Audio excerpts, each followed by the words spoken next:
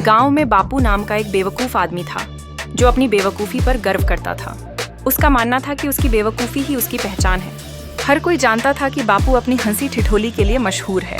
वह हमेशा अपनी बेवकूफ़ी की कहानियां सुनाने के लिए तैयार रहता था, जिससे गांव के लोग उसे सुनकर हंसते हंसते लौटपोट हो जाते थे। एक दिन बापू ने साहसिकता का फैसला किया। उसने सोचा कि अगर वह शहर गया तो उसे अमीरी और दौलत मिलेगी।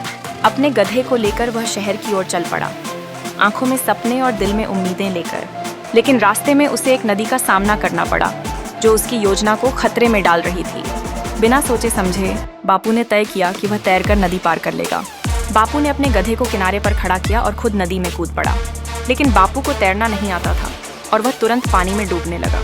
उसकी बेवकूफ़ी उसके लिए एक भारी सबक साबित होने जा रही थी।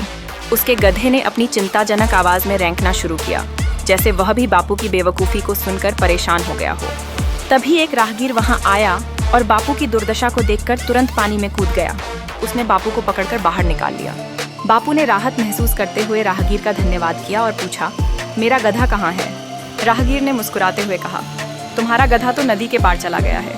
ये सुनकर बापू ने कहा, वाह, मेरा गधा मुझसे ज्यादा समझदार निकला।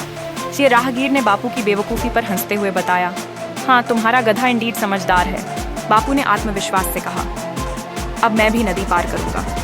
और उसने किनारे किनारे चलने का निर्णय लिया, जैसे वह अपने गधे की तरह समझदार बन जाएगा। इस तरह बापू ने अपनी बेवकूफ़ी से न सिर्फ नदी पार की, बल्कि गांव में सबको भी हंसाया। उसकी बेवकूफ़ी की कहानियां आज भी लोगों के चेहरे पर मुस्कान लाती हैं और बापू का नाम उसी बेवकूफ़ी के लिए हमेशा याद रखा जाएगा।